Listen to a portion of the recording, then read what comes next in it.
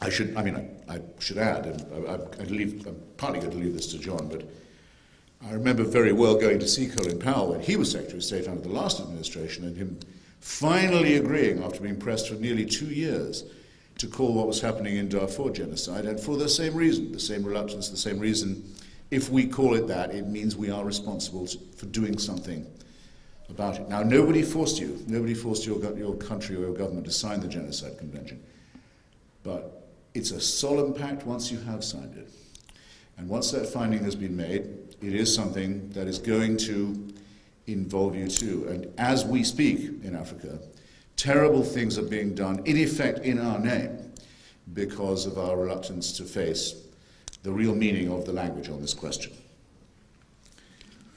In the past century, therefore, in Europe, just in civilized, Christian, let's just call it civilized Europe, in the 20th century, I was born halfway through that century, the century is inaugurated by an attempt to destroy the Christian Armenian population of the Ottoman Empire, very nearly successfully, almost a complete erasure and destruction.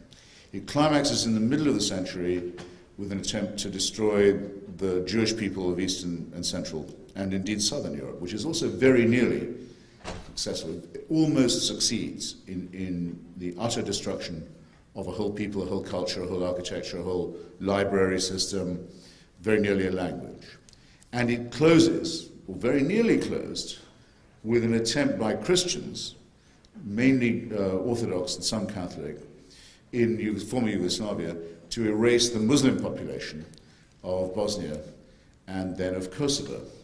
And some of you, I can tell by looking, aren't quite old enough to remember this, but those of you who do will remember how the people of Kosovo were loaded onto the trains at gunpoint. We thought we'd never see this again in Europe. We thought we'd never see this again after the end of the Second World War, after the end of the Cold War, after the fall of totalitarianism, that we would once again see people being actually packed onto the trains for mass deportation, and their homes taken away from them, and those who resisted shot out of hand, as they already had been, as if to encourage the idea of flight and exile and deportation in Bosnia.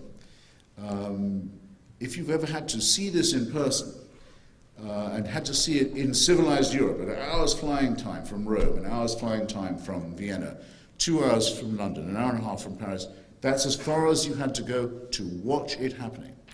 And then to hear the pathetic excuses that were made about why not to do anything about it. And this brings me to a second language problem.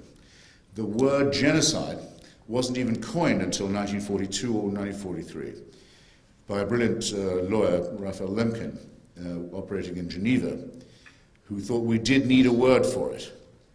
Up till then, there hadn't been a word for the attempt to destroy a whole people or their culture or their physicality.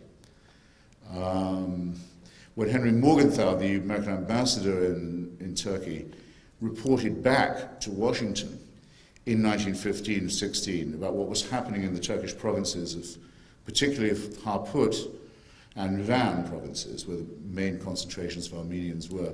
And he got reports directly. We can read them. You can read them in a wonderful book called Slaughterhouse Province. It's a first-hand account from the local American consular officials about the putting to the sword of the Armenian people. Morgenthau reported to the State Department, what is happening here and what we can witness to is a process of race murder. In a way, race murder is a more electrifying, more galvanizing term, isn't it, than genocide. Genocide is somehow rather technical. It's almost too clinical. Race murder gives you a better sense of what we're talking about and how it might feel to witness it. But then for humanists like myself, and I hope yourselves, the whole term race is problematic. I mean, what we argue is that the human race is not subdivided by species. We are only one species. All the other divisions between us are, in a sense, artificial. And this raises another question, not an uninteresting one. Can genocide be committed by people of the same ethnicity upon one another? It's not an unimportant question at all. The million or so Cambodians who were killed by the Khmer Rouge were being killed by fellow Cambodians. It's true that the Vietnamese minority in Cambodia was singled out for an especially vicious and barbarous treatment, but in general, it was Cambodians upon Cambodians. Does this qualify as genocide? Do we think of ourselves racially, or do we think of ourselves as human? Very worthwhile subject, I think, possibly to divide and to disagree about, but we know it when we see it. We know the idea of what I would call exterminism, the idea that all those who don't agree, or who don't belong, or who somehow haven't subscribed to the right ideology, must be killed. And the same, I think, is going to face us very soon in the case of North Korea, where the population of North Korea is being starved to death and enslaved by other North Koreans.